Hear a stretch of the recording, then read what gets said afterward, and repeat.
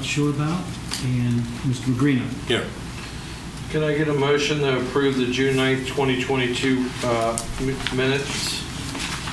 I'll make a motion to approve the minutes from the June meeting. Second. Second, all in favor, say aye. Aye. No reports and correspondence, no site plan subdivisions filed review. Any changes to the agenda, Ed? No. Any audience comments on items not on the agenda? No old business. We'll move right into new business. Sorry. Hold on. We did have comments on items not on the agenda. Not on the agenda? Oh, come up, please. Please, over here, there's a place to write your name Okay. and then your address, and then please state that for the record. So I am Jody Lesniakowski. I live at 111 Scenic Ridge Drive. Sorry, it's taking me a while to write all that down Take here. your time. New protocol here. So obviously we got our notice in the mail about the plan that's being developed behind us, which has kind of motivated us a little bit further for a battle that's been brewing for quite some time with the 0.25 acre lot PRDs that have been going on in the township.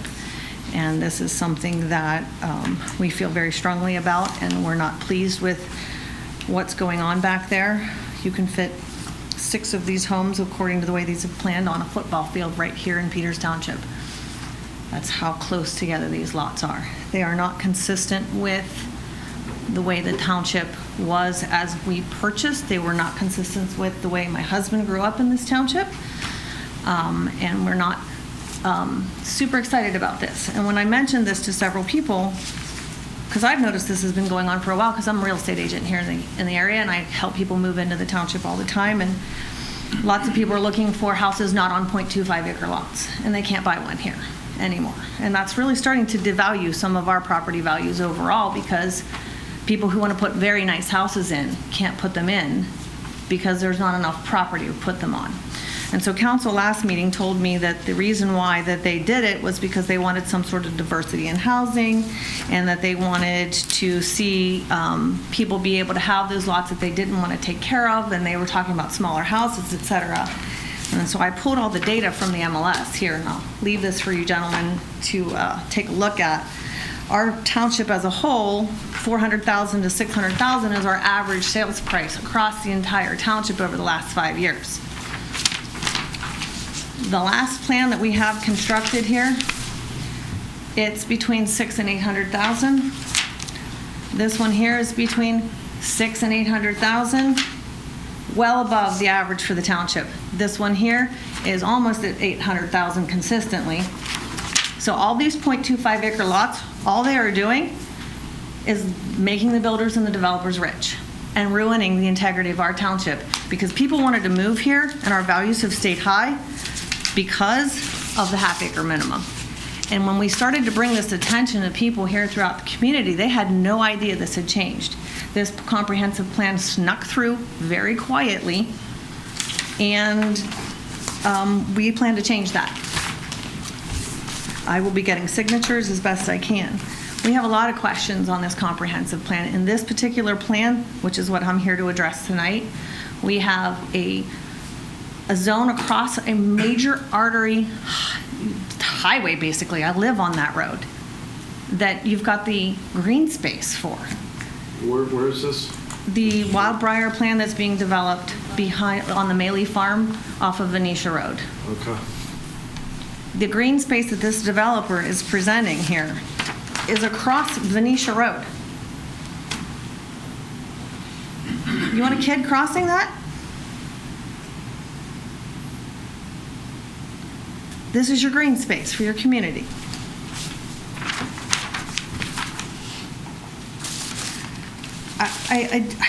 Like I said, it's not on the agenda. We plan to fight. I don't have what I need because I just got my letter. This is the first opportunity for me to say this. And we plan on have other people that will be also present and coming forth. And we will be collecting signatures throughout the township to amend the comprehensive plan I know that is a possibility because we looked up the PA General Assembly 1968 Act 247, Article 3, Section 302A does allow us to amend the comprehensive plan. And this conservation residential that has been put into place is not something that people of this township want. You can hear it loudly on social media. If anybody is present, I run the Peters Township Buzz Topics social media group, and it's very loud there. Most people are like, what do you mean we don't have a half-acre minimum anymore? They're very upset about it, and we're going to continue How long ago was this. that implemented? 2013, but we're just finally seeing it. But when that was redone, again, the comprehensive plan, it's not 13, but that long The ago. comprehensive plan that we adopted, and it wasn't snuck through very quietly. That It was a long process. That was a long public hearing process that I didn't see you at one meeting, Jody. In my defense, Number Ed, two- I had number several two- sick family members during number that two- time frame, or I would have been here. Number two, it was adopted in December of 2013. We didn't amend the zoning laws until 2017, which went through several public hearings. We had meetings out in Venetia, so nothing was snuck through. Okay. Number one. And this plan that she's talking about, we just got it in. First thing we do is notify surrounding property owners so that they know something's in the works. We haven't even begun to review this plan. I would say this, that will not be the final form of that plan when it comes to Planning Commission for recommendation from staff. And I told her that at the council meeting a couple weeks ago. No, but you have every right to do what you're doing, and, the township made some changes back then, and I thought part of the changes more had to do with, they were also concerned about sort of empty nesters moving out, right? Wasn't that a little bit of a concern in that? And they wanted the so-called maintenance-free areas. Whether we have too much of that, I tend to agree Not a with matter you. of too much of that. I think there's certain spots for it, and so we welcome Township's input. It would have been great to hear you and everybody else when, frankly, there were crickets here during that whole time frame, and we sat through numerous hearings, going through all that, listening to consultants, listening to people, and we would have loved to hear local real estate agents like yourself, other people concerned. And Ed, correct me if I'm wrong, we didn't hear very many people come and object to it at all. Many people don't pay attention I know. to politics But and there were real local estate policies. agents involved. Yeah. There were developers involved. There were residents involved. It was a community-wide effort that created that comprehensive. And I the beauty understand. of, what we can do as citizens here is to do exactly what you're doing. If you guys feel like you want to change, let's see it. Well, and I feel like- And for what it was, 2013, it's been 9 years, maybe it's becoming stale. Well, here's the thing. The way that the comprehensive plan was written, it had a very effective use of word and language in there that was stating how we wanted to move to this conservation residential because we don't want to disturb this much. It all sounded very good on paper. Now we are starting to see the unintended consequences of what is happening here. The builders and the developers are taking advantage of these PRDs. They are raping these people. We want to talk about, we wanted these smaller lot sizes for these elderly people to move to. What elderly And person they're do more you know? expensive than the house they're leaving. Yes. What elderly person do you know wants a $600,000 to $800,000 house? Yep. Well, And it's so just not. If we go just half acre, then it's going to be $1 million. Fine. Do you know how many clients I have? Okay. Do you know how many clients I have that want to move out of their half-acre That's all I lot need and to know. into a full-acre lot? That's all I need to know. If nothing that was being built in Peters was a half acre or more, what would the cost be to get in? Here's the question I have for That you. was a question for you. Well, right now, the cost to get in, period, is $750,000. You cannot build a house in this township for less than If $750,000. we only allow bigger lots, it's only going to cost more. By maybe $50,000. No, Yes. no. It'll be a lot more. I'm building with other It'll people be in a other lot. townships. I help people all throughout the city because my son played ice hockey, so I'm not afraid to travel. This is not the only community I work in. Sit here tonight and see the plan that this conservation residential is creating, and then we can talk after. I'm well aware of what they are. See what's being proposed tonight with Royal Estates. So ask me this, when is it possible that the builder no longer controls the land anymore? What happened to us putting forth plans that somebody could walk in with quarter-acre lots, for example, and bring their own builder? We have not, everything has been locked in by builders now. You have to build their house, their plan. So that doesn't give any senior citizens the opportunity to build a 400,000 modular home and put it on a quarter acre, if that's what we're after here. We don't have the opportunity here for somebody who wants to put in the $1 million house to buy 3 lots and put in their house. We have no diversity of housing, and we've lost the character of housing that way. You've got all these little cookie cutters Tonight now, on the- and I live in one, so. Jody, tonight on the agenda, we have a plan that's creating 1-acre lots. We have a plan that's creating That's 3-acre lots, and then we have a plan at the end, Royal Estates, that's creating quarter-acre and plus-size lots. And those are all by Benjamin Marcus, I would take? No, Okay. listen and learn. I will listen and learn. All right, thank you very much. Anybody else on items not on the agenda? Yeah. Please come up, sign your name, and Thanks for that. also tell us your name. and address. Good evening. My name's John Vince. I'm also a resident in not right off Scenic Ridge in Honey Tree Court. My property is adjacent to Jody's there, along with the rear of the property backs up against the new proposed plan.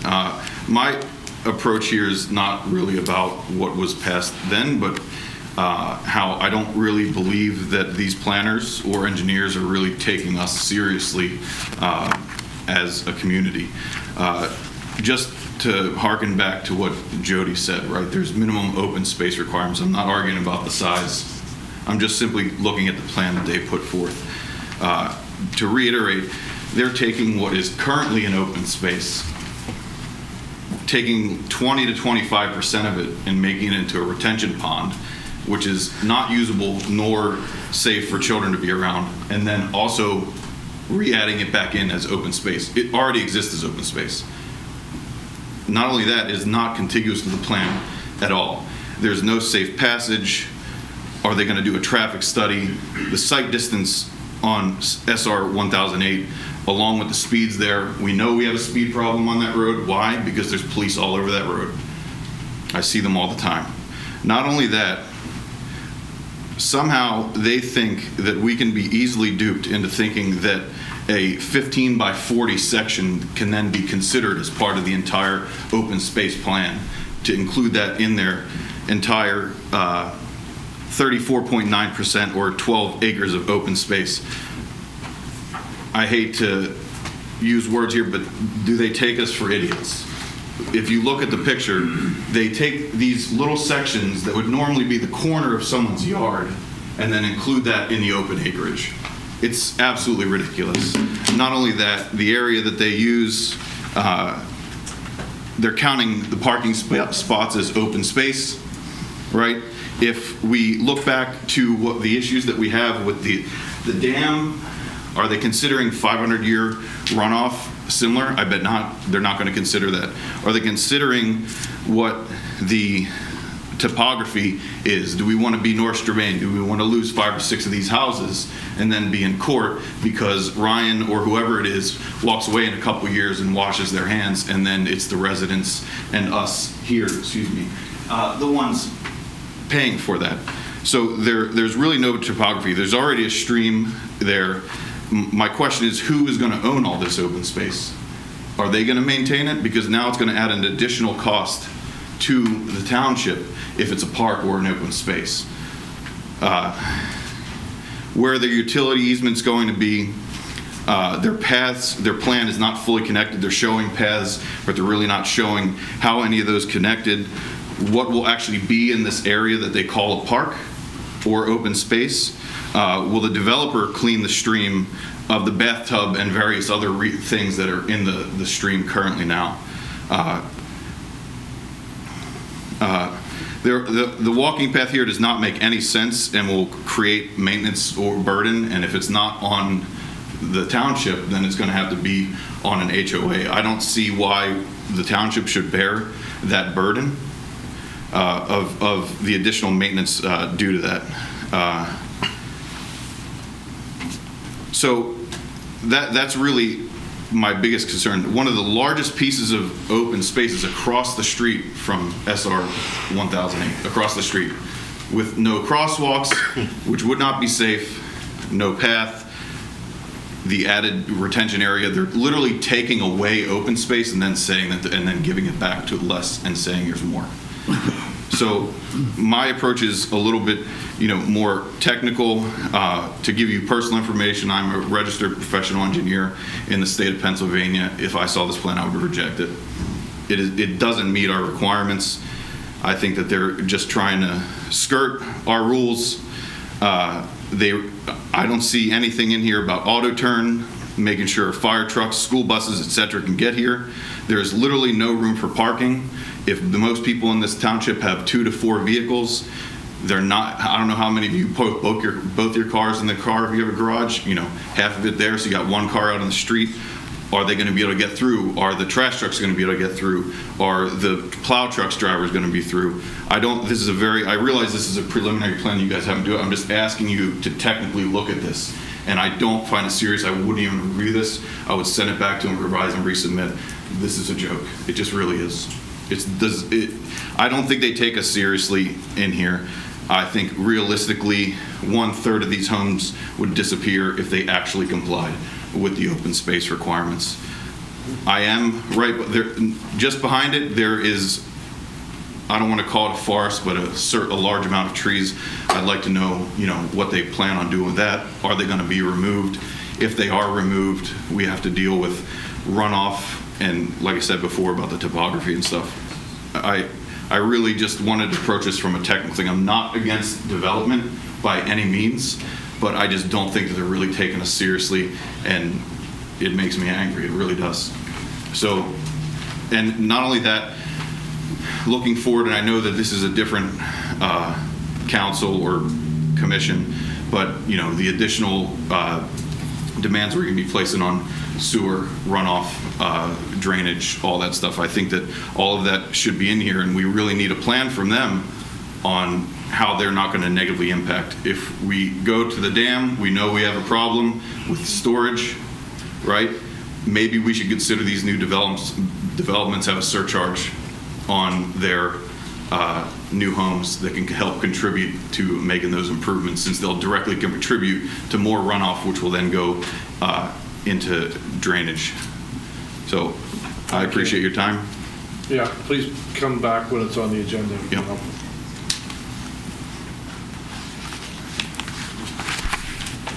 Anybody else on items not on the agenda? All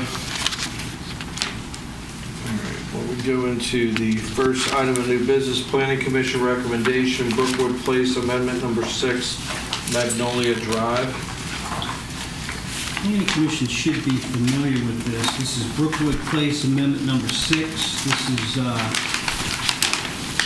Donegal Land Partners LLC. They have the Brookwood Place development under construction. It's approved for 38 townhouse units. As of now, there are 25 built. The plan before you tonight is a re-subdivision of lot, what's the lot number? 103. So they have the party walls up now. All they're doing now is pinpointing where those party walls are so that they can center the common walls as constructed to allow fee simple sale of the property. This is number 6. There'll be 2 more after this for the 2 additional buildings that aren't built yet, but this is a simple re-subdivision establishing the party walls between the 3 townhouse units. Staff's recommending we recommend council approve the Brookwood Place Amendment Number 6 final plan. Any audience comments? Any commissioner comments? Hearing none, can we, and Ed, this is, by the way, what they have consistently done every time they Yes. regular. Can we get a motion, please? Make a motion that the Brookwood Place Amendment Number 6 final plan be approved. Second. All in favor, say aye. Aye. Next on the agenda, the Planning Commission recommendation for the Wallach subdivision, Oakhurst Drive. So Daniel and Joyce Wallach, they own 6.5 acres. You see it outlined in blue. It's 6.5 acres currently split between 3 properties. They are seeking township approval for the Wallach subdivision final plan. What they're doing is reconfiguring these 3 lots into 4 total lots. The lots range in size from 1.75 acres to 1.35 acres. So there's 3 new proposed, fairly large lots being proposed. In order to control stormwater runoff on these lots, you can go to the next slide. At the time of building permit application on lots 1, 2, and 3, they'll be required to submit, along with their building permit application and building plans, they'll be required to submit a stormwater management plan. So those 3 lots in the back will have on-lot stormwater management facilities, tanks, underground pipes that will discharge to those 2 blue pipes you see on the plan that will allow that water to be released from those tanks and connected to the storm sewer system in Oakhurst Drive. So they're handling stormwater runoff that way. In order to service these 3 new lots in the back, Mr. Wallach has to do a sewer line extension. It's approximately 700 plus feet of new sanitary sewer. Will be extended up from that manhole up on Route 19. You see it down there on the right. I don't know if you can, is that pointer there? Over here? Yeah, you can point to it. Does that work? Anyway, the Peters Township Sanitary Authority gets in their watershed. It goes to the Donaldson's Crossroads Sewage Treatment Plant. PTSA has indicated there's plenty of capacity in that plant. DEP sewage facility planning is required. That's pending. This area of Peters Township is zoned LD, low-density residential, half-acre minimum. All 3 of these new lots exceed a half-acre. So it's a simple 3-lot subdivision, reconfiguring 3 lots that he owns into 4 lots. He also owns that lot in front there that has an existing house on it. So that'll be sold as well. Staff's recommending, we recommend to council that the Wallach subdivision final plan be approved, subject to those 6 conditions listed in my staff report.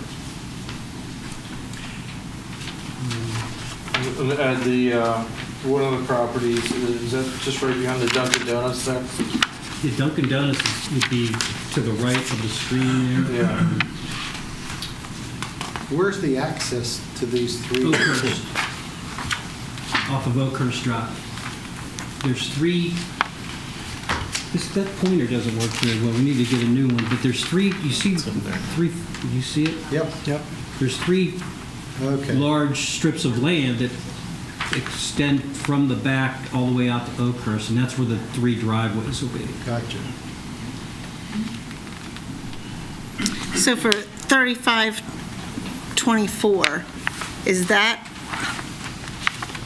an access off of, You're looking at the aerial? yeah, That 30, that's just an address that appears on the... no, right, but I see that it's the flag, and is that how that access is going to come in for that one? It doesn't No. go to 19. It doesn't, okay. I don't believe so. So they'll own that property, but that's not intended to be the access point? Correct, that's just Okay. for sanitary sewer. Okay, That's where the okay, sanitary sewers be extended up from. And that's the Dunkin' Donuts right there below. right, okay. 3528 Washington Road. So will that whole leg be like a sanitary easement right there? It'll be in Pretty a much. sanitary sewer easement. That's going to be part of that. Is that lot 3 over there? on the right. That's Yeah. lot 3. That'll be part of Lot 3. All that green is Lot 3. And all those flag widths are 50 meet feet. the minimum? Meet the minimum 50-foot requirement.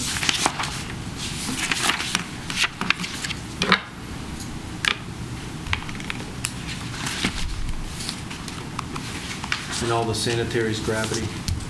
Yes. So, Ed, I can't see the number, but that last lot on the right, it abuts out to, right there, the green one. Can we restrict that there can't be any access to Washington Road tonight? We can add that as I a mean, condition. we really don't need another access point to come off of. I agree with you. Lot 3 access shall be limited to Oakhurst Drive. Yeah. Yeah, I'm sure. You would have kind of like we did, or we don't want to do.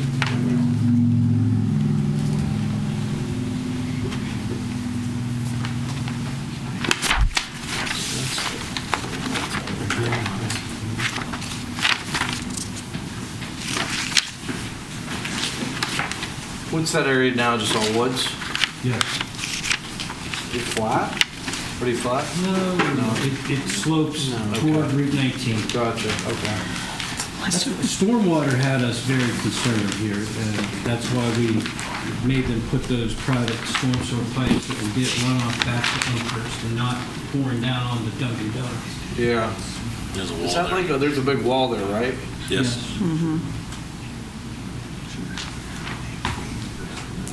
Is that sort of like that fitness center right next to that? Yes. Okay, that's a wall, sort of like a steep slope to get up to that too.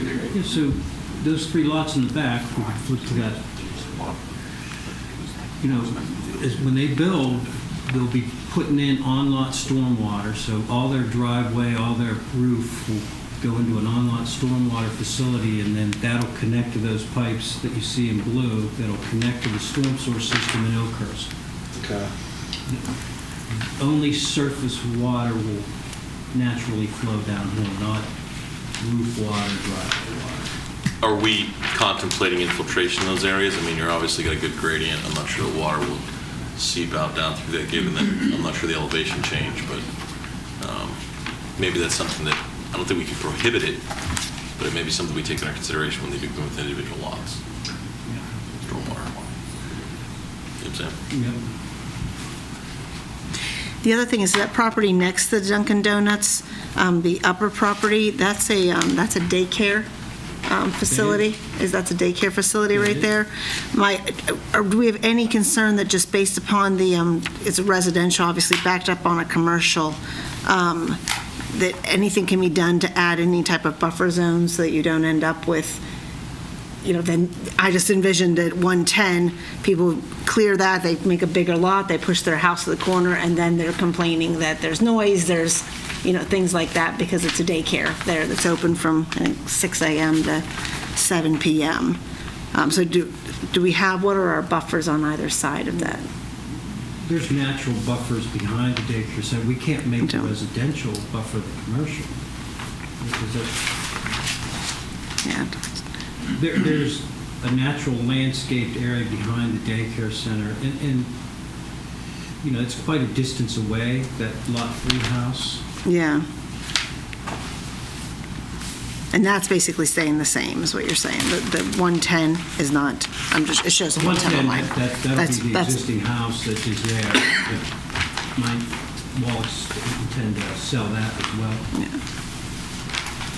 But is that any of the lots is that lot changing at all from a size? Is that part of the division? Lot 3, the 50-foot strip of Okay. land to get access to Oakhurst goes through there. to On the get other access side of to it, lot. though. Right.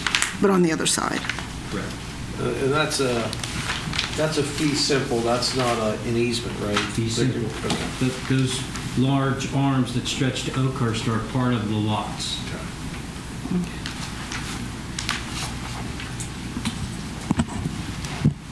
So is that a retaining wall behind that, where 35, is that a retaining wall there? Yes. Because looking at it looks like there's a pretty decent grade change there, so noise would probably hit that wall too. Yeah. It's one thing for the surface water. It's a thing for it to be subsurface water that's been injected in the ground with infiltration facilities. So it's a consideration when we review that. Yeah, when they submit it. I don't think now's the appropriate time to look at that infiltration on their site. They may not have infiltration anyways.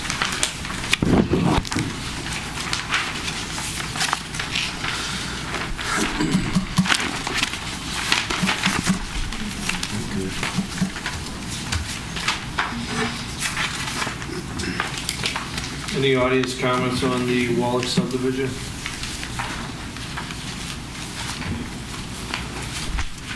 So Ed, besides sort of the addition I added, which is the restriction to Lot Route 3. 19 on Lot 3.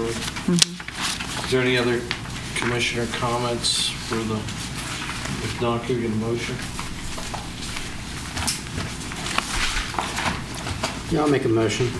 The Planning Commission recommend the Wallach subdivision final plan with the 6 recommendations from planning staff and the 7th added by Commissioner for lack of access to 19, however that's written. I wrote Lot 3 shall be limited access to Oakhurst Drive, no driveway access to Route 19. Perfect. Second. All in favor, say aye. Aye. Okay. Next on the plan is the Planning Commission recommendation on the Fife Farm Plan Number 5. Jeff, I'm going to recuse myself on this because I'm part of the design team, and I'm also going to go out there and if any questions that I need to handle. I talked to our township solicitor today, and he said that it was okay for me to go out. The example he gave was, you know, if Ed Zook had to come in here for something that he was doing, he would have to come before the planning commission as a guest. So that's what I'm going to do. Thank you.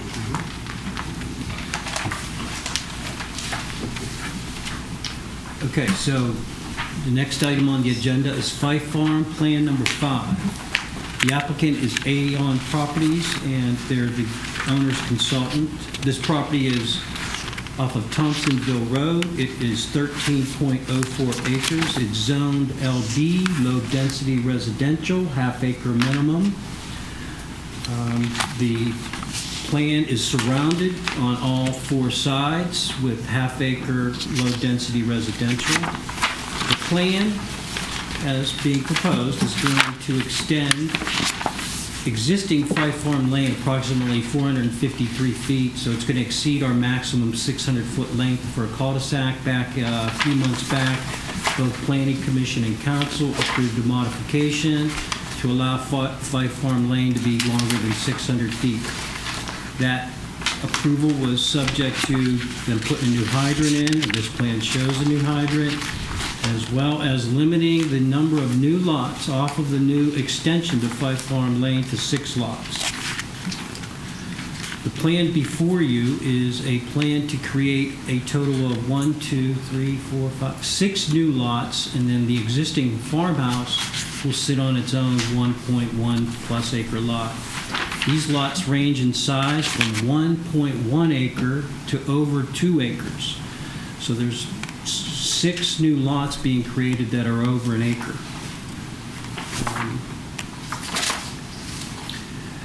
Stormwater management. As you see in the middle of the road there, on the low side of the road, you see a large system of tanks. That'll be an underground stormwater management facility to handle the runoff from the new extension of Fife Farm Lane. In addition to that, down below, you see there's an extension of a storm sewer off of an existing inlet on Thompsonville Road. Will be extended up. I think it extends up a little further. So as these lots develop, they will be required at the time of building permit application, just like the Wallach plan, they'll have to come in and do an on-lot stormwater management facility to cover to control runoff from their driveway and their roofs. That storm sewer that's extending off of Oakhurst will allow those lots to tie their storm sewer, their on-lot stormwater management facilities into that storm sewer, and then that water will get into the storm sewer system on Thompsonville Road. One lot at the top, I don't know what lot number it is, is that lot 7? Lot 7, stormwater there'll be an on-lot stormwater management facility, and that lot will discharge right into that tributary that's directly behind it. This is lot 6 will as well. And lot 6 will do the same thing. Is that correct, Ed? Yeah, I think we've extended the sewers up. Ed Moore with Scheffler and Company. Please come up, Ed. Sure. Good evening, everyone. Yeah, lot 7 at the top could discharge. There's a stream that's located at the back of the property. And then lot 6 could also discharge into that stream as well.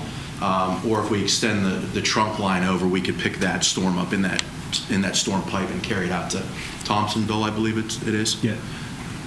So, in addition to that, this Fife Farm Lane, after we get through this. I don't know who Ed is. I'm kind of like, Oh, did you say your name? I did. Ed Moore with Scheffler and Company. and your address, son? 1712 Mount Nebo Road. He's a consultant. He's not a I resident. didn't know that. He doesn't live on Fife Farm. This Fife Farm Plan number 5 is in the Peters Township Sanitary Authority Brush Run watershed. There's plenty of sewer capacity. We have that letter from them saying the capacity is there. DEP planning module approval is required. That's pending. They are extending the sanitary sewer up to service all 7 of these lots. PT Sanitary Authority's been reviewing those plans. Open space, because all these lots are over an acre, there's no open space obligation here. We are still waiting for the geotechnical report. It's my understanding that that's been done. We have it, yes. We're waiting to receive that. We won't go to council until we see that geotechnical report. Each of these new lots, other than that lot with the farmhouse on it, will be subject to traffic impact fees. So those will be required to be paid at the time of building permit application. So fairly straightforward plan, 7 big lots. Staff's recommending that we recommend council approve the Fife Farm Plan number 5, subject to those 14 conditions listed in my report to you, and I did add another condition. And that is that on the final plat for recording, under Clause 17 in Appendix B of our subdivision ordinance, you need to add the 2 following plan conditions. 1, lots 1, 3, 4, 5, 6, and 7 will be subject to the $1,525 traffic impact fee payable at the time of building permit application. And lots 1, 3, 4, 5, 6, and 7 shall submit building, at the time of building permit, stormwater management, one-lot stormwater management plans as part of their building permit application. Ed, can you talk a little bit about number 12? Parcel A is not a conforming lot, Yes. and what's going on there? We've since revised the plan. The plan that you're seeing up on the screen has the right-of-way goes directly, is adjacent to the Mickick property, so that the Mickicks, who's in the audience, can create a new lot at some point in the future. So parcel A is no longer on the plan. Okay. It was kind of a parcel in between the road right-of-way and the Mickicks property, so Aeon Properties and the owner of the property agreed to run that Fife Farm Lane extension in a way that will give Mickicks access to the new road. So parcel A is gone. Ed, forgive me if you mentioned this, but is Fife Farm Lane extension, will that be dedicated? Yeah, Township? this will be a township street. Fife Farm Lane existing is a township street, and when the developer completes the installation, it'll be dedicated to Peters Township. And the stormwater management resides outside the right-of-way? Outside the right-of-way, and it'll be owned and maintained by the HOA. Mr. Moore, from a design standpoint, we don't have a geotechnical report yet. What assumption was on the stormwater management infiltration? We did some test results. Can you please come up? I'm sorry. Originally, we did some test results. The tank was closer down to the stream. So we had good results down by the stream, and we made the same assumption for up top where the tanks are currently. So that may be adjusted pending your current... It may, yes.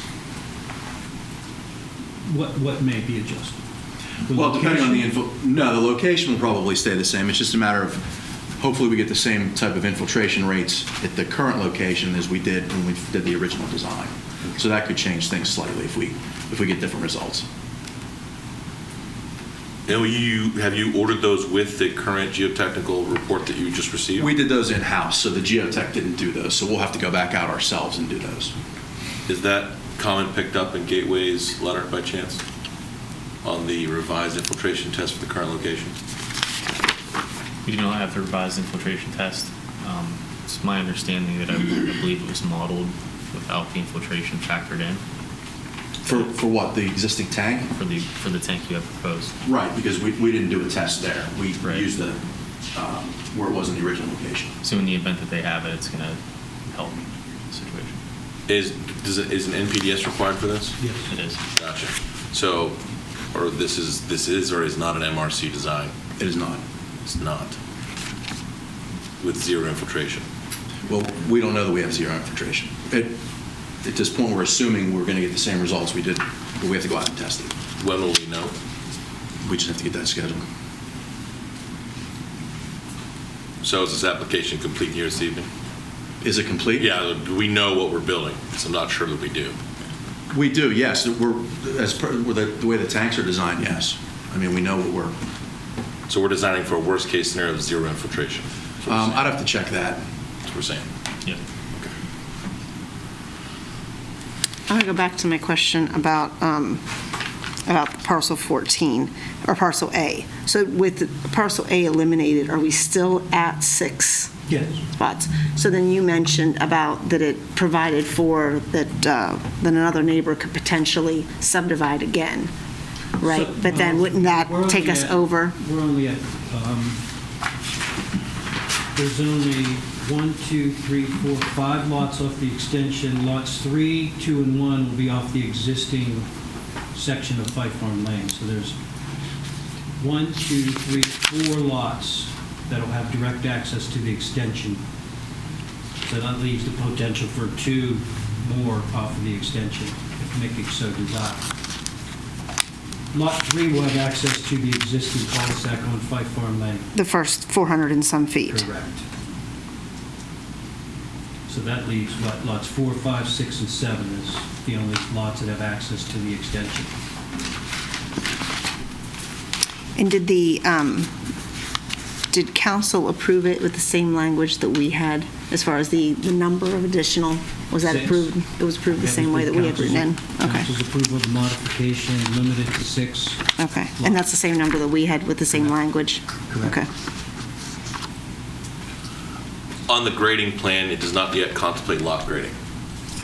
It does not, but we are asking PV Scheffler and Aeon Properties to show grading so that the NPDES permit covers not only the extension of the road, but it covers the grading and earth disturbance for each individual lot. So each individual lot owner won't have to go to the Conservation District and get separate NPDES permits if they're disturbing over an acre.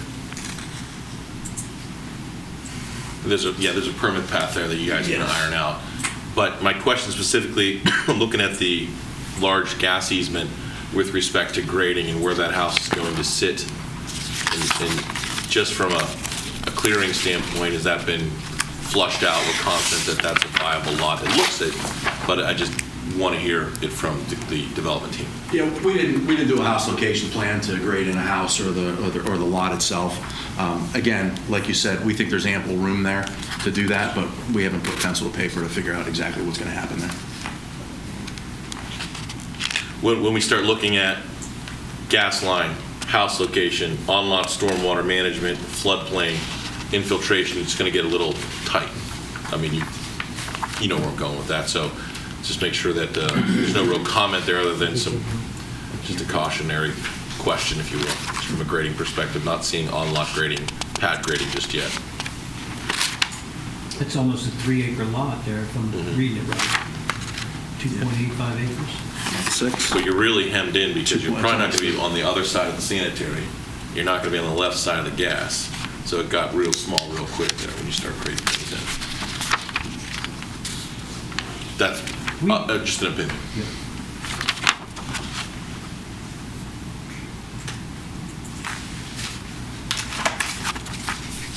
Any audience comments on this plan? Yeah, I did have. Please come up, sir. Is that yellow paddle? It is, yes. It's on both sides. Oh, thanks.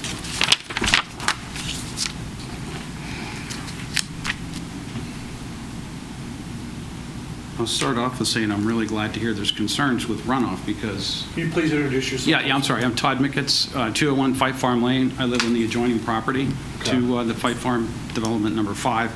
My father and I developed 1, 2, and everything leading up to 5. And quite frankly, we're thrilled with this plan, and we think it fits the property well. We just have a few issues. I have had conversations with Mr. Crehan. Some of our desires aren't depicted on the drawing, and that's kind of where I'm going to start today. And I have a question that maybe you can answer first, and it could shorten things, but the drawing I see here is not the drawing that was posted on the website. It's not the drawing that I was planning to discuss today. It's different. These plans evolve daily, they're changing daily. We put those on the website just to alert surrounding property owners that there's a new plan in the works. Right. These plans change And I daily. appreciate that. I'm in the business. I change plans every day, too. We've done So we developments can't before. keep updating the website. But there's a reason you post the final plan on the website so the community can look at it. So what I'm going to do is I'm going to talk to you about my concerns in the drawing that is the only drawing that exists in my mind. It's the first time I've seen this drawing. I'm not trying to slow this plan down. Like I said, I welcome it, okay? I tried to buy the property, but I got outbid, so there you go. My concern is future access, because I have a 10-acre lot. This is a 13-acre lot. 13-acre lot has 7 lots, right? There's an issue I get with traffic in the extension. The original plan showed 4 lots and no lot on the corner. So it would have been a total of 5 on the Fife Farm Lane extension. The issue for me is I could subdivide just like we saw in the Wallace plan and have additional, and it really wouldn't add that much capacity to the existing road. But if there's a limit to only 6 lots, then I'm done because they've all been taken. And the other thing is when it was 4, there was no additional driveway on the cul-de-sac that's not being removed, only extended from. So, you know, I could tell you guys stuff that you already know, but there is a township's subdivision and land development ordinance, and it states that if a road's extended, the adjoining property has to have access. I think I've been given that access by the new drawing. What I'm not sure is if I'm limited to 1 or potentially 2, or is there a limit? 2. So it's limited to 2. I already have 1. Okay, what I can't tell from the drawing, because I haven't seen it before, is if I can truly access it, because unlike the other people that spoke to me, I live there. I drive up my driveway every day, and I know the elevation change from where I think the road's going to be, according to this plan, because I can read drawings, is about 8 feet lower than my driveway at the best point. So when that road's out here, I have time to make a gradual transition into it. And if I can't tell, and I haven't had enough time to evaluate, if I'll truly have the access that would be desirable without having to have a retaining wall alongside the road. And the other request that I have is because if I may want to subdivide someday, I need access to the lower level sanitary line. And that's not shown. And I asked Mr. Crehan about adding that to the drawing, and it's not there. And it's in the rear of lot number 7. It's almost down to the wetlands, so I don't see where they would be building in that area. And an easement's an easement, you know? If the easement's there and they landscape over it, if I ever decide to access it, I got to restore it. So that's my two concerns. And, you know, I really would have preferred to work this out before we got here, but I will say that the communications fell off. Not sure why. Did you come in to see Mr. Zook? We had conversations over the phone, and we shared some drawings with him about the sewer easement.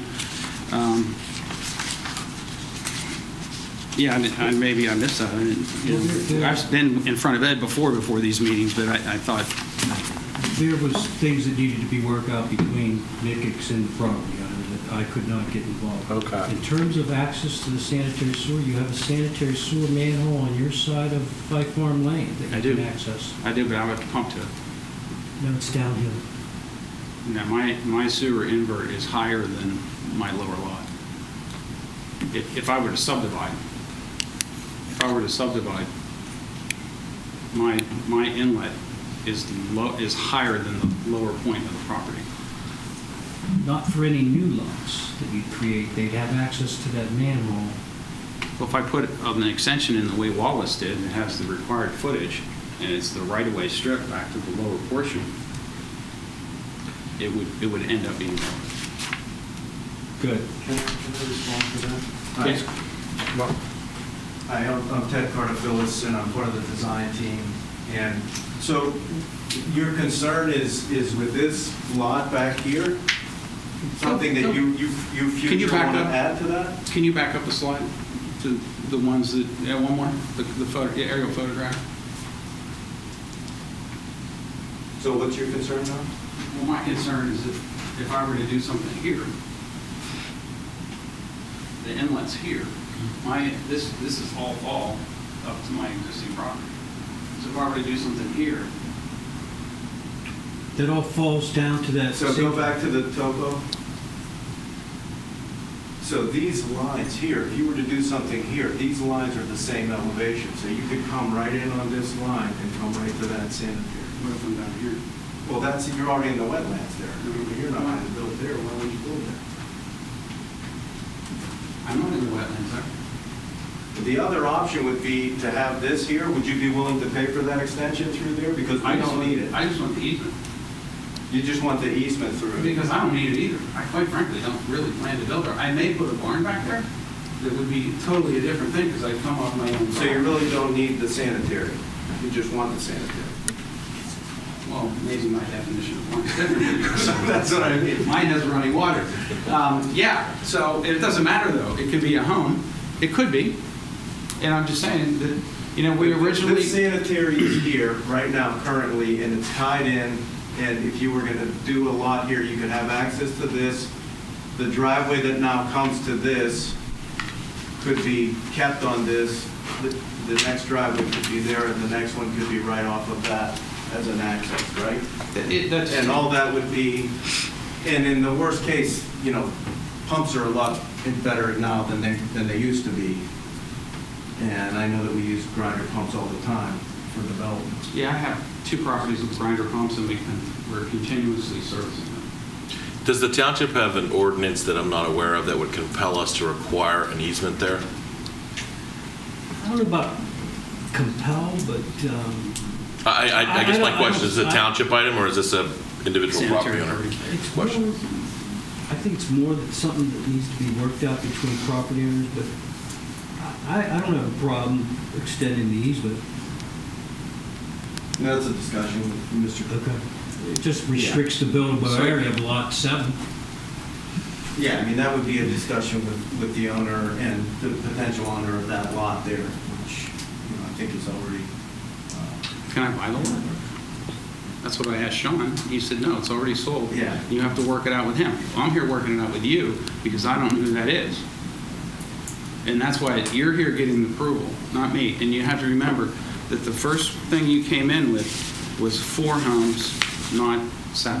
I understand, and I got approved for 2, but I might want to be 5 There was a someday. request for 6 to get more access, and that was because of a consideration for your family to begin with. I correct? appreciate that. Maybe we should have said 8 in that meeting. But that's why even here, we're looking at a drawing I've never seen before, and I have to make a decision on the fly. And I don't want to go to council. I would rather work with planning commission to get the needs met. And the last time I talked to Sean, he said he was going to send me a drawing. That's when I called Ed, and he said, well, I think we can work through this. And Ed did an admirable job giving me the 2 access points I want. I'm just telling you where the communication is going on. I don't know why you and I weren't communicating. I work with engineers all the time, but that was Sean's fault. Yeah, And I'm sorry I love the about plan. miscommunication, but the truth of the matter is, this property subdivision came before council with a request, and I was here, I had been recused at that time again, and originally it was 4 or something like that, and Sean spoke up, and I think you had talked to him before and said you would like to have 1 more lot access. Well, we said 2, but he went to Italy, he got amnesia. But, so he said during that meeting, can we bump it up to 6? And that's what was requested, and that's what was approved. And since that time of approval, the subdivision has met all the requirements that were, agreed to and conditioned by council. And the access for 2 points for you, they're still there. And the reason that this property right here is not being counted as part of the 6 is because we intentionally made the driveway attached to this one so you could get the 2 access points that you were asking. Right. So, And when I'm out on my John Deere tractor and I'm cutting this strip of grass right here, I can visualize this and I can see that this access works. Now that this is shifted up here, which is what I'm looking at today, I don't know that works. I don't know that I can make the transition from my property to the new road. And the township ordinance states that we're supposed to work together on these things, that we have access to the road. Usable access, not just throw my fishing line over access. So that's where I'm at today. Todd, I'm going to ask Ed Moore to come up. Ed, does the Mickicks on the high side of the Five Farmland extension, do they have the ability to access that road with a driveway? I think it'll take some regrading once we get, the actual location of the driveway, but I think something can be worked out, yeah. I think we have to study it. I consider it and say, I think something can work. What if, But it'll require additional grading, yeah. What if you went back to the drawing I'm looking at here? I don't know anything about that. That's not the drawing, Todd. The drawing is before you. Yeah, but this is the one that's on the township website. Todd, you're not listening to me? Huh? I get it. Huh? It's why do you put a drawing on a website if you're not going to allow the surrounding homeowners to comment on it before you approve it? I'm not going to say anything. I mean, I just want to respond to that because the drawing was changed to accommodate. That's exactly why that drawing was changed. That's the only reason it was changed. Actually, it's the primary reason. The second reason was that there was that non-conditional, that non-conforming parcel that was called Parcel A, and we were going back and forth with the township, like, what do we do this? I didn't even realize that it was a non-conforming parcel, and that was brought to our attention, and we said, oh, here's the thing that's going to kill 2 birds with 1 stone. We slide it over, we put it right on the property line. It gives you your 2 points of access, and it kills the Parcel A, so we can eliminate that condition, and then we're all done. so Parcel A was on the drawing that I've been looking at for 30 days. It's gone. Yep. And I don't really want it. I'm just saying I need to be able to access the road. That's all. And I don't. So if we're trying to break down the 2 issues that are here, one is with the design that is in front of us right now, is whether you will have that access, right? Is whether that access point still applies to you and is feasible. Is that the first issue? And then is the issue about the sanitary sewers, is that an issue or not? I mean, because the one, if it has to be figured out, right, whether or not with the new drawing, whether there is feasible access, doesn't something need to be studied to figure out whether that's true or not, rather than both sides saying it is or it isn't today? I just don't know. Because if he's saying it's not and they're saying it is, where do we go from there? It is. What? It's accessible. Okay, well. Sewer is accessible on the other side of the road. Not Well, no, I'm talking about the points of access so that we're compliant with the number of. But to your point, it's probably something that could be worked out with the future homeowner. That's the sewer I access. mean, I like this plan, guys. I gotta tell you, what I don't like is the way we've been treated through the process. And I guess I'm getting my 2 points of access.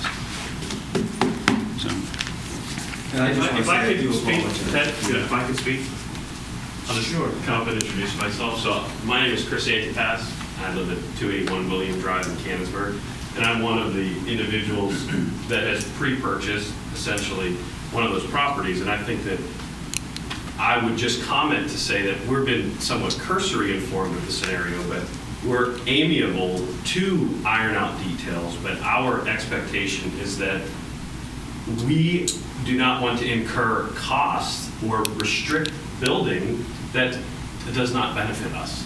And I'm not able to be inserted into the conversation yet because technically I have a pending agreement and it's being worked out. But I think that our expectation is that if we are being expected to accommodate certain needs, that it wouldn't have to be at our expense. And that has been proposed and not being willing to be accepted. So if there's access points, great, we can move forward and be done with this. It's been a long process, and every day that we come back to additional council meetings, it's just another day of pushing forward our plans that I personally do not intend on covering the costs of accommodating someone when they are capable of covering their own costs to do that. And I say that with all due respect because, again, I'm not involved in the details of the conversation, but I'm asking when I'm going to be able to move forward with my plans, and it's pushed back again, and it's pushed back again. It's not exactly the most appropriate way to welcome new residents that are looking to build homes within Peters Township, is my commentary. So Let me stop you there. This commission is for the benefit of the township. I appreciate that. You're coming in as a non-resident. You're not going to in any way insult us. And I say that, I do not say that with any disrespect. Okay. That was Please more don't. directed towards maybe. Well, maybe you should talk to your builder. Maybe you should talk to your developer and work out your issues. Well, I That's think what it that's sounds been like you have attempted. here. I think that's been attempted. Well, you're not doing a good job at it. Maybe you should be talking to them. And I mean no disrespect to the council in any way. My comments may be indirectly related to the dialogue that we were witnessing here back and forth between this gentleman and the parties here. So by no means in any way do I mean disrespect to the council. You're doing your appropriate job and responding accordingly. I think that I guess it's just the timeline of these events have been frustrating. So Sure. Please forgive any disrespect. There were no intent there whatsoever. What you just have to remember is that when this came to us the first time, the thing we had to consider was that there's a road there that was only supposed to be so long. So when we're agreeing to extend it, we're agreeing to extend it and modify that, we're putting conditions. So now we have to make sure when you come back that all of those can be met. So welcoming or unwelcoming, yes, I extend my gratitude for the willingness to accommodate that. So just the welcoming thing is just we're trying to do our and this takes time. This takes time. I will take that comment back. I did not intend that, with all due respect. It was really just an expression of the frustration of trying to do everything right. I'm sure. At the same time, is it reasonable to expect me to accommodate something that is out of more convenience than necessity? That's part of the challenge. But what you have to understand is that's what we're trying to figure out. Totally because understand. We're trying to figure out what is needed to make sure that this works long-term and meets what we talked about 2 or 3 months ago. 100%. And because additional issues do arise. 100% appreciate that. And they always arise. the extension of the easement would be along the wetland, and it wouldn't cost you anything. Yeah, but if the expectation is that why would that not be something that you would be willing to accommodate if it's going to benefit you? I would. Well, but I don't think that's been communicated. At least it hasn't been communicated to me.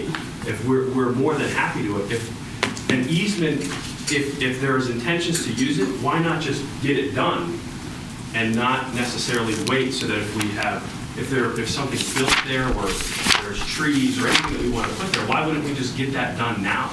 and extend it now versus an easement that at any point in the future, it becomes disruptive to that property.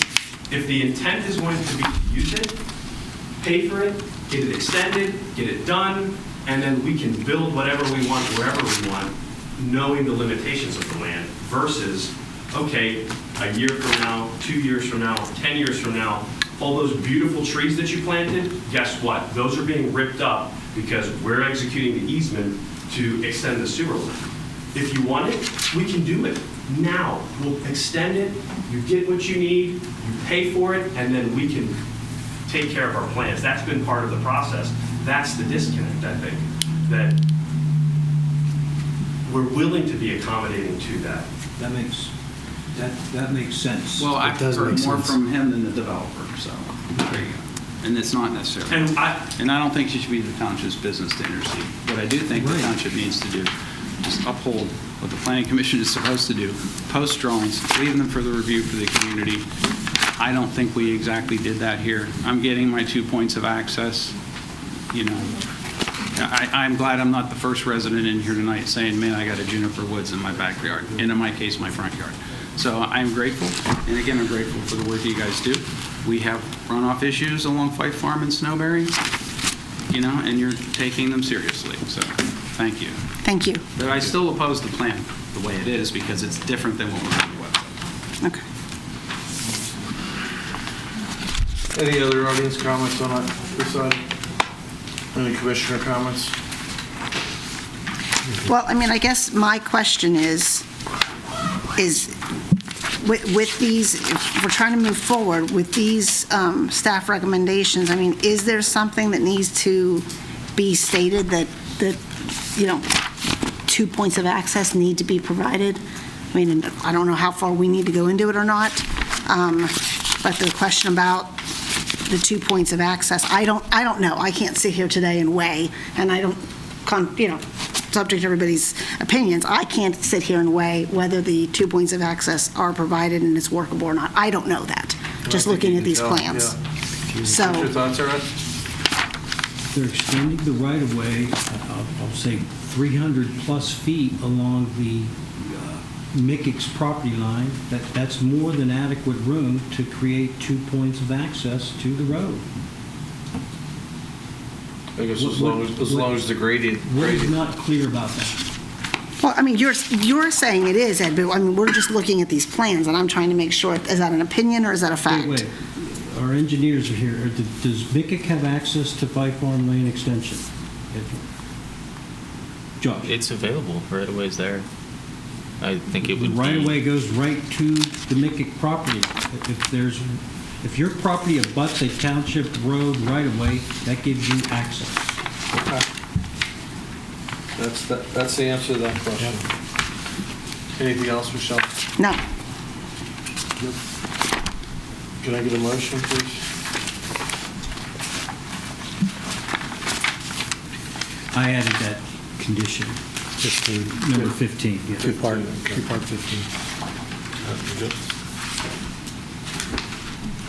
I'll make a motion that the Planning Commission recommend approval of Fife Farm Plan Number 5, subject to those 14 comments, or excuse me, 14 conditions outlined in staff's planning memo of July 8th, plus the 15th condition identified by Mr. Zook regarding the traffic impact fee, as well as the requirement for stormwater management plans and reports and lot grading for lots 1, 3, 4, 5, 6, and 7. Correct. I'll second that motion. All in favor, say aye. Aye. I'm opposed. One opposed. If you could just mark me as opposed. Opposed? Yep. So, Okay. You want to come back now?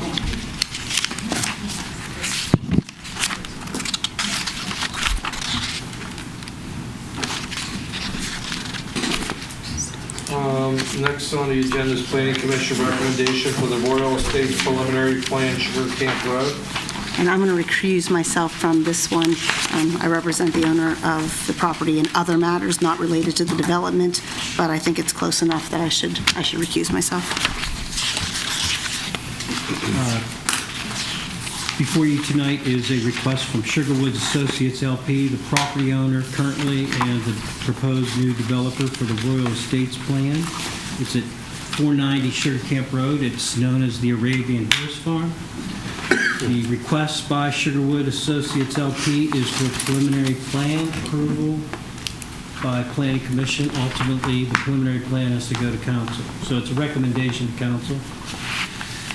The amount of land that's in this subdivision is 67.25 acres. It's zoned low-density residential, half-acre minimum, but it does have the conservation residential overlay. It's important to point out here that the developer, property owner, has a choice. He can use the half-acre low-density, or he can use the overlay. In this case, Sugarwoods Associates, the property owner, has chosen to use the CR overlay. Go to the next slide. So we have it's 95 lots on 67.25 acres.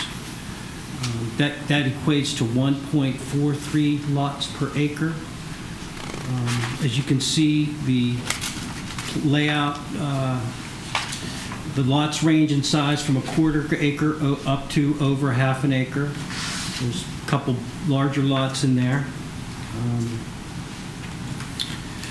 There will be access to Arrowhead Trail. The preliminary plan is doing a good job of meeting the conservation residential design criteria. You can see the open space is intermixed throughout the, if you can go to the next slide. Next one. The open space is intermixed through the plan. It's not on the other side of a state route. It's intermixed through the plan, and this is the type of open space design that we intended when we created the conservation residential overlay. Stormwater management is being handled. There's existing ponds as well as new detention ponds being created. This is in the Peters Township Sanitary Authority Brush Run watershed. They've indicated that there's plenty of capacity at their Brush Run sewage treatment plant. There'll be 2 points of access to Sugar Camp Road. One on the lower left there will be directly across from the access that will be for the new Pemberley Manor plan across the street. There'll be another access a little southeast of that. Right, 2 points of egress. One point that we want to discuss tonight is, see where it says, what's that say, sheet? C200B.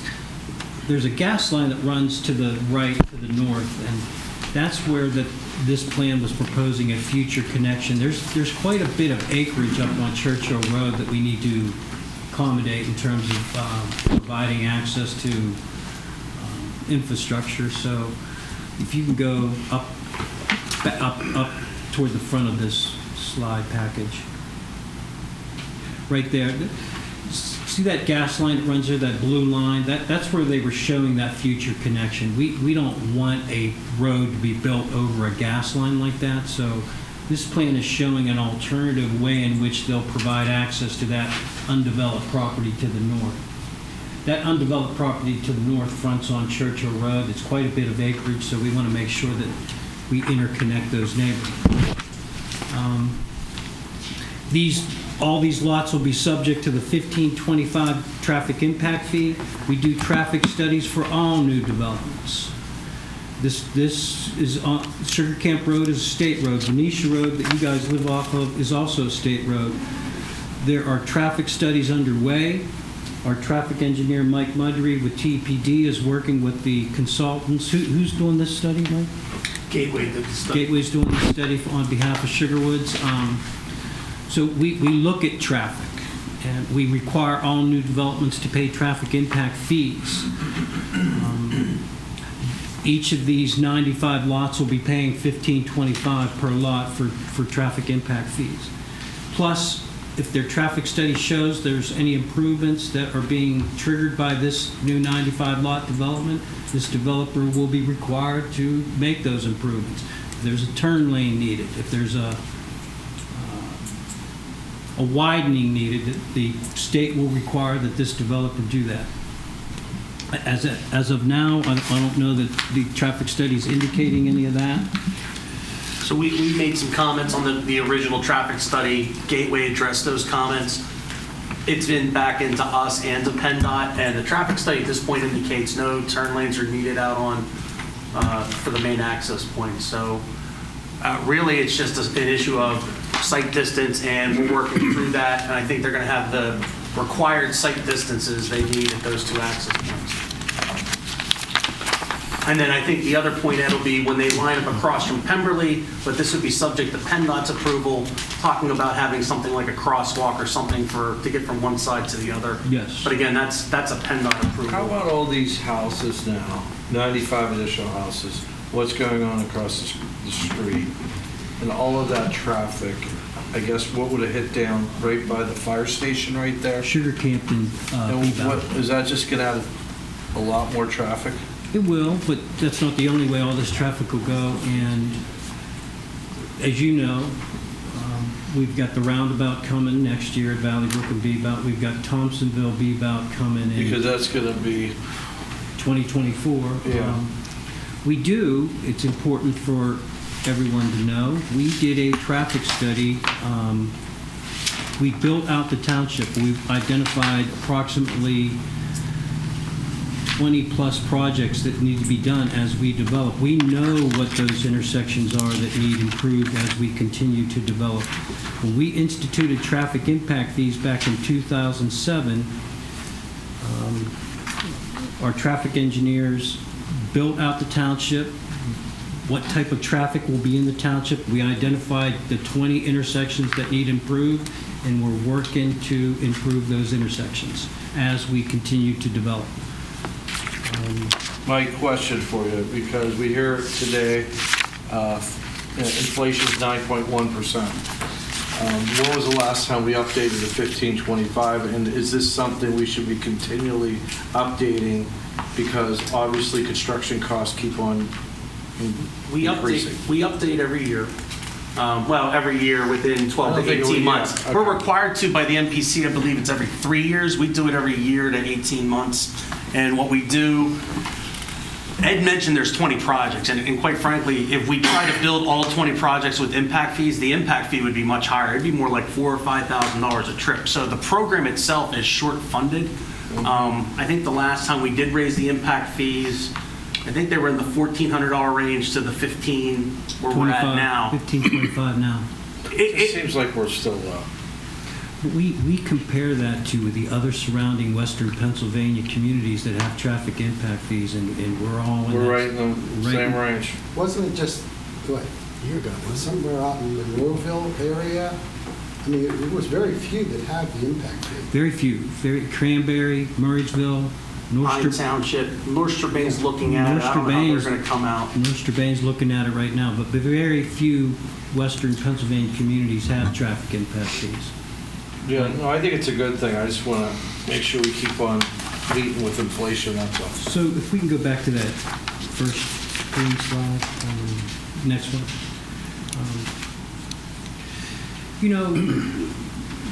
We heard from residents that are seeing that proposed project next to Scenic Ridge. This is the type of design that we intended when we instituted the overlay. What you're seeing on the project next to Scenic Ridge, at some point, when we're comfortable with it and it meets our ordinance, we're going to be bringing it to Planning Commission and Council, and I will tell you that it's going to look more like this than what you're seeing on the website now. This is a very well done plan, at least on paper, and I know the developer is nailing down who the builder is going to be here. Is there any update on that? We don't know that yet. We don't have an exact builder yet, no. But there'll be one builder? I don't know that to answer Okay. to your question for sure. I can't say. One thing we need to get nailed down before we get too far along, we want to know who the builder is. We want to know what the starting price is, and before we go to council with the preliminary plan. Sure. But overall, this Royal Estates is in pretty good shape. We have a recommendation here with 20 conditions on it. Staff's recommending we move this on to council with these 20 conditions. I might add one here if it's not in here, but we want to know the builder before we go to council. I don't know that we need to make that a condition, but it would be nice. A couple questions I have, sir. I see that we have open space parcel 1 that's identified on the left-hand side of the screen where the existing and proposed stormwater ponds are. Can you confirm that the area of the existing proposed ponds, including the breastwork, are they included within the open space number, or are they not included with the open space? They're not. They're not. We So took they're those out. expressly excluded so that the open space, being the requirement, is the area around it, but not kind of the basin breastwork or what's the infrastructure components of the basins. That is correct. Yeah, we took that out. Could you identify, so I see 25-foot setbacks. I see in your landscape, your streetscape, I see we have obviously our curb and gutter, or curb, if you will. We have a grass space. You can get to that slide. Then we have a sidewalk. Any slide will work that kind of identifies that. That's perfect. And we also have, our driveway. Could you identify, I think, but I want to make sure, the depth of the driveway before the sidewalk? I don't know that offhand. Like you said, it's a 25-foot front setback, and I don't know the exact dimensions. It might be a 3 or 4 grass strip. 3 foot wide grass strip. 3, and then the sidewalk is 5. 5, so that's 8. I guess specifically, I'm looking at if we're going to park a vehicle in that driveway, what's the depth of the driveway? And does that depth of a typical vehicle overhang the sidewalk? That's my particular question. That's what I'm driving. I couldn't tell that from the drawing. Yeah, I don't know that offhand without doing a dimension on it. Yep. I would assume it's around 20 feet, 19, 20 feet is my guess, before the sidewalk. I couldn't tell if the sidewalk was completely within the right-of-way. I think that's what we're trying to figure out here, looking at on the. Yeah, I would. Is the setback from the right-of-way correct? From the right-of-way. So the right-of-way is set behind the sidewalk. So it's 25 We have feet from the 25 feet. sidewalk to the house. And we moved, we're learning as we develop these CR overlay properties, but we moved the setback back. It used to be 20. We bumped it back to 25 for that reason. Right. Good. I just want to make sure that I was reading the drawing correctly. Because the driveway's so short then? Yeah, these big vehicles are hanging out into the sidewalk. That's what it looks like, yeah. So 25 feet will get your standard F-150 without an extension or extended box or any of the fun stuff. What about the trailer hitch? Well, the trailer hitch might extend a little further. You might have a knee knocker there. Okay, so it is 25 feet from the back of the sidewalk to the face of the house. And there could be an inset there, but it's roughly a 25-foot deep driveway, we think, based upon our plan. Could you identify kind of the intent of the ADA visitor parking and why that's necessary? Maybe I might. It's a township ordinance. Gotcha. We learn as we go, but parking in some of these conservation residential, mixed residential overlay districts is concerning to us, and we want to give folks having parties the ability to park people not all on the street, but in guest parking areas. Because they are little narrower streets, narrower right-of-ways, it's tight. Do we have a required parking allocation for single-family developments in the conservation residential? Yes. And are we? We're exceeding it. Is it 2 per unit? Yes. And these are all 2-car garage, plus 2 cars in the driveway, so they can fit 4. They can fit 4, presumably, if the garages aren't taken up. Correct. So HOA or for sale? HOA. HOA. Are there covenants by chance about the storage of materials in the garage? I don't know that. I know there'll be covenants you guys will have to review, but I don't know that specifically. I would consider that based upon our parking allotment. If we need only 2 cars per unit, and those cars we parked on the driveway, then I guess my question very specifically is, the visitor parking requirement, are we counting the driveway spaces, or is it just the visitor parking that's shown in the ancillary lots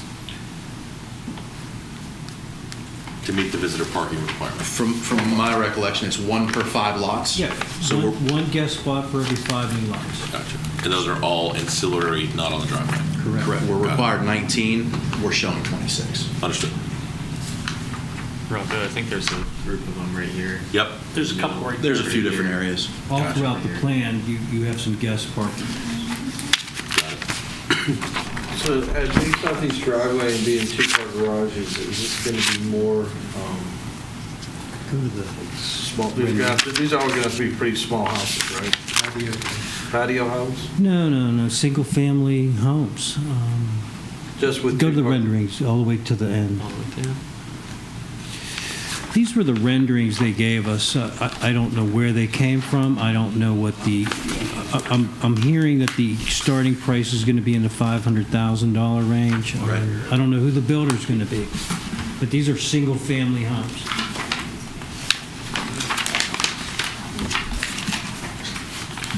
What's the street width, curb to curb? 24 feet. That's to the bottom of the wedge?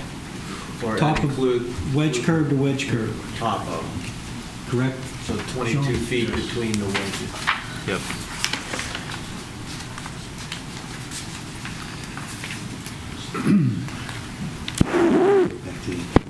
So that bumped down. I think that's my concern. I don't know if there's an ordinance provision to address it specifically, but obviously with a 22-foot street, you're parking on, it's 2 feet shorter than a normal street. You're parking on the side, it gets a little tight. Especially when you have closer houses, driveway interferences, it gets pretty tight. That's why we put those guest parking requirements in. Is this designed for school buses to be able to get Yes. through? We met with the school district, and they'll be taking a bus through here at some point. A couple of these plans have islands. Those are to be removed as per your recommendation. Traffic calming islands? Yeah. For this plan. We're not approving any final traffic calming design, but there will be traffic calming inside this plan, but I'll let TPD and Scheffler work that out before we come with final plan. There will be traffic calming in here, but not as you see it. But maybe not islands, maybe something else. There might be some islands, but they won't be near intersections and near entrances. Plus, there's a big, long stretch there, too, Eddie. Right, we want to slow people down on those long stretches. Right, Mike? Yes. I had outlined in my review letter for Ed, each street and the distances between them, whether they meet. We have some things we got to work out. I got some ideas I want to float past Ed and his folks to meet all those requirements. Could you talk, just for my knowledge really, the difference between the traffic control devices that are kind of the center eye versus the bit of a widening we see particularly at the entrance? Those little widenings at the Yeah. entrance, I think those are for inlets, right? Yeah. That's where they bump Okay. out for the I inlets. saw the traffic calming note. Okay, got it. Yeah, wherever there's an inlet, we widen out the road. Gotcha. Can I interject something? Please come on up. You can zoom to the big one. We have those traffic Green one. calming devices in our neighborhood. And the biggest problem that we are seeing with them over 17 years of living there is that neighbors will park instead of in the parking lots or wherever, or in their driveways, or right on the street at those traffic calming devices. And the township police do not enforce that. So then they're driving on the other side of the road, people driving through them. They're horrible if they're not big enough to put plants in. They have to have some sort of vegetation, large vegetation put in. To discourage parking on them? They park on them, they drive through them. My neighbor protested so hard, they came in and put paver stones in one of them, and so people just drive over top of that one now. On the landscape plan, they are shown with at least 2 type of vertical plantings. I'm not going to pretend to be a landscape architect and read them, Ed, but Yeah, there's trees in there. right. Yeah, because they've had planted trees in ours too, but they don't really fit. They die immediately. There's really wasn't enough ground space for them to grow. So that's that. And then my other question is, these are only 15 feet apart? What's that? I didn't hear These homes you. are only 15 feet apart? 7.5-foot side yard setbacks. So the everyday man no longer gets out of side entry garage. Got it. I wanted to second what Jody, and I appreciate you showing me this and saying like this is more of your intent. So I was, excited before, but this plan here definitely makes me feel slightly better because the other one is not anywhere near what this is. But I wanted to second about the islands. Folks park along it, and I get it, it's the necessity. But what it does is either cause people to drive around. I don't even know if it is enforceable. And by these drawings, it looks like where those islands are, that the setbacks remain the same or less, meaning that the houses, the front, are still in the same position, even though the right-of-way is actually widening in there, in that area. Is that? Well, if the right-of-way is wider, then that means the setback's further back. If we do that, which I'm not saying we will, because I hear your concerns and I share some of those concerns. In the areas where they're showing those little islands, they're getting rid of the planting strip between the sidewalk and the road. They're not changing the right-of-way or the setbacks. The right-of-ways and setbacks are straight. 25. The road pops out and it basically eliminates that grass strip between the sidewalk and the Putting road. traffic closer to the pedestrian. It's a calming feature that they're slowing down for in that area. But again, these aren't final. Like I said, I have a bunch of comments that I want to work through with Ed before we finalize the traffic calming stuff. My other concern is the setback of the sidewalks. It looks like there's sidewalks here, so I have a sidewalk around mine. And, God bless the plow truck drivers, but they can't turn around in these. And when they push the snow off, they hit the sidewalk. The sidewalk's all broken up where they pile it all up. So, and then it remains impassable. We're required to clear it in the wintertime. It's, I have one of the biggest snow blowers you can buy, 24 inches. I can't get through it.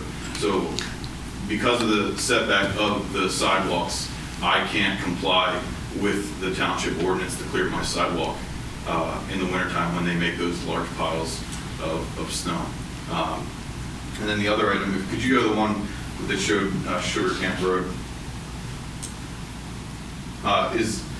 Is Churchill over here? Am I looking at this right? Yes.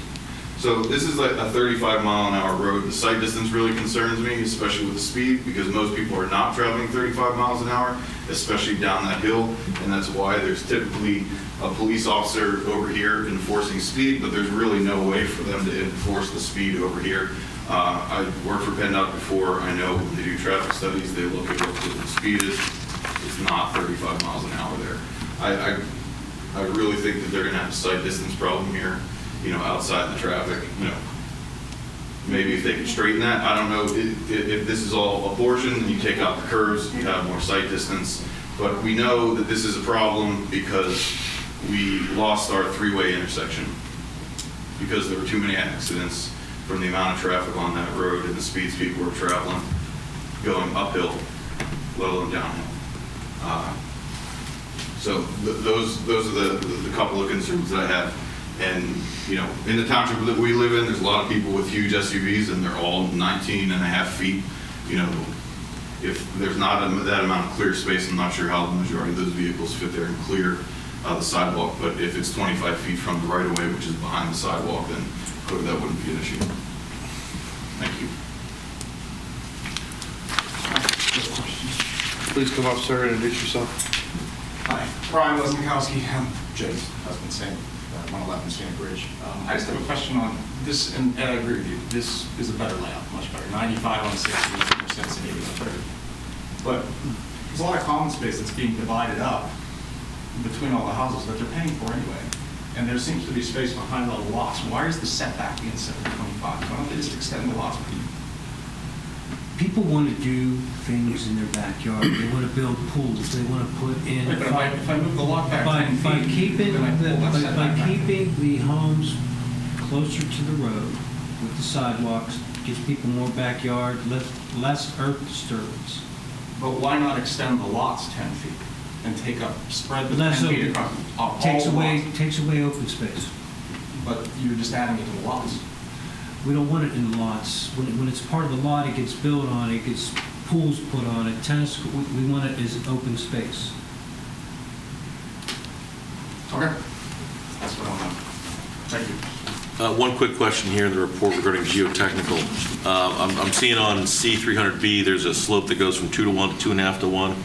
Did we receive that geotechnical, did you receive that geotechnical report, reviewed that yet for slope stability in that area? We have, yes. In fact, we have Garvin Bauer Vico assist us in the geotechnical reviews. They reviewed the preliminary geotech report and soil stability analysis or analyses. Their comments remaining are administrative. We have a geotech on site agreed to that. The technical comments have been resolved. Gotcha. Related to geotech. Okay.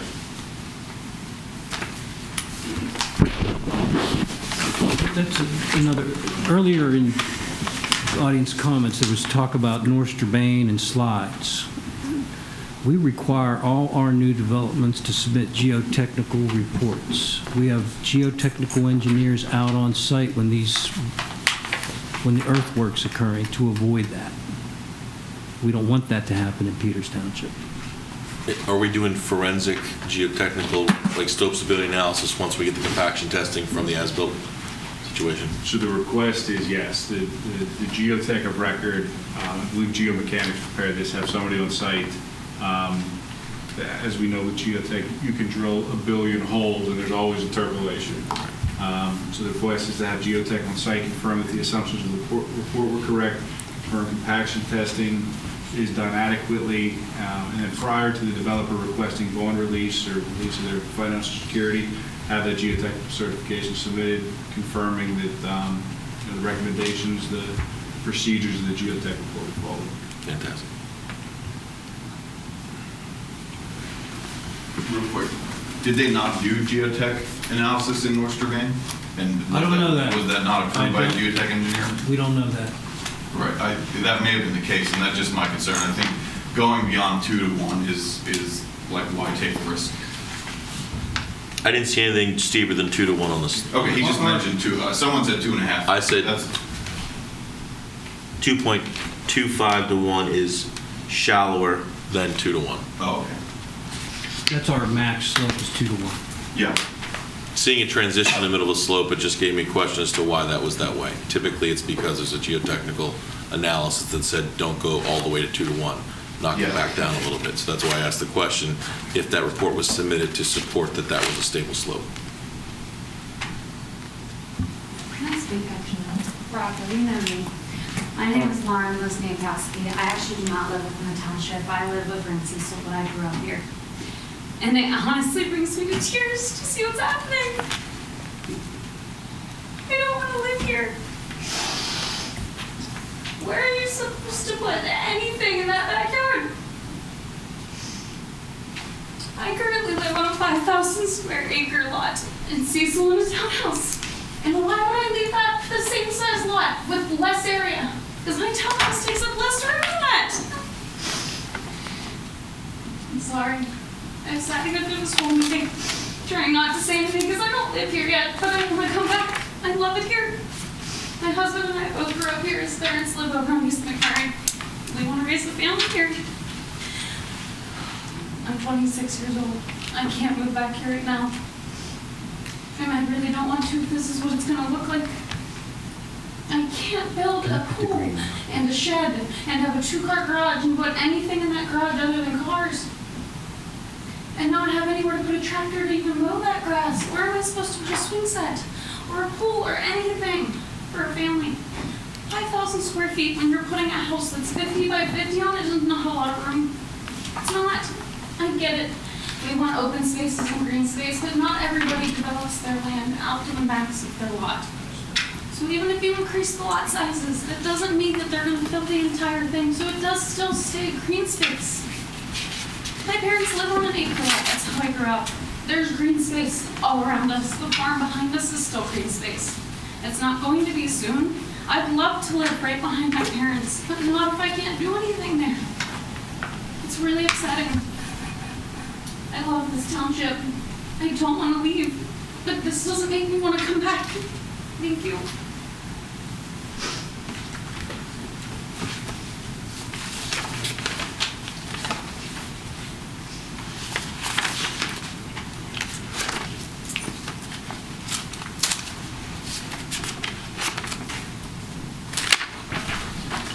Any additional commissioner comments on this item?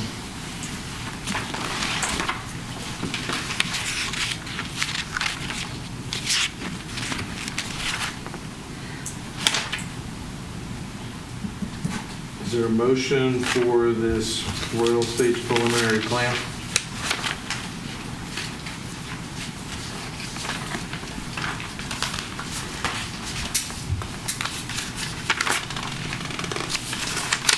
Ed, we're just approving or making a recommendation To council. To council. So there's no real approval.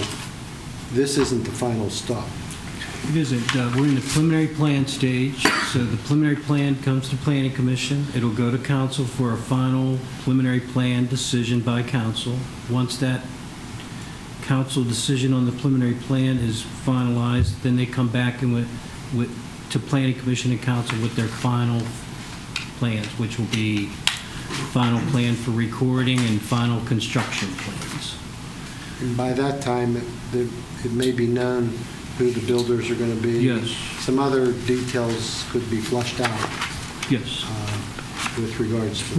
We'll have before we go to council with the preliminary plan, a lot of these conditions will be addressed, and we'll know who the builder is. But none of these conditions are asking for any variance. All this stuff that's in these plans meets the current township standards for conservation, residential development.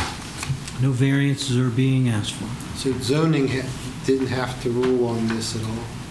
No. There's no modifications or waivers being asked. None. They're meeting our conservation residential overlay zoning requirements and our subdivision and land development requirements.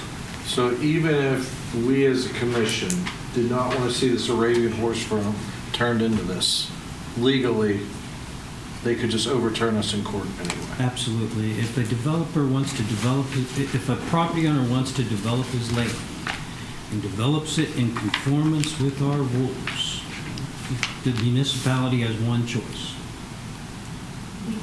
to approve it. If you deny it and don't have a basis to deny it, that it's out of compliance with one of our ordinances, zoning, subdivision, then, they would, what happens. Yeah. They would appeal us to court and we would lose. Yeah. If I may, what happens if we decide to amend the copy? It's all being recorded, so you can... Okay. So what happens if we decide to amend our comprehensive plan so that we don't have to approve this? That's what you have to Right, go with. that's what he was saying That was what my before. That would purpose change was. the law, so we wouldn't have to. Correct, so that was my purpose in speaking this evening, is we Right. really need to seek to repeal what we have going on here. We got that. The thing is that number one, it can't be done tonight. You recognize that, correct? Number two is, as you're sitting there now saying how it was slipped through or whatever, everybody that's here tonight on our commission was here 7 years ago. That was one of the first things that I walked into was this 2022 plan that, and I was surprised that everybody wanted this, but nobody came in and spoke about it. So if you really want to do something, take your energy that you're expelling tonight and put it to work and go find those people and get them to speak up with a louder voice. Which I will intend to do. So, Like I yeah, said, I mean, that's the whole in my point. defense, in 2015, my mother passed of cancer. I couldn't pay attention at these points in time. That was a 7-year battle. Then my sister had an aneurysm, then my niece had an aneurysm. I have had not very much time to pay attention to what I've trusted you all to do and protect this township. So not everybody's an activist like me paying attention. Hold on. The only thing that I disagree with was that you trusted us, but we did what the voice of the community spoke to. Okay, so, unfortunately, nobody else held your light at that time either.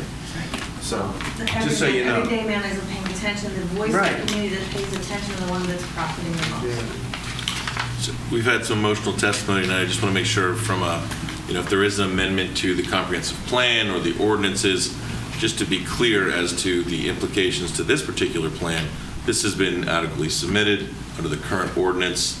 I just want to make sure that that's understood for everybody. I mean, there's limitations as to what you can do with repealing, adjusting ordinances mid-process for a plan. Yeah, any amendment does not affect a plan that has filed all their applications with the township. Once a plan is filed, they have the right to proceed under those rules that existed at that time.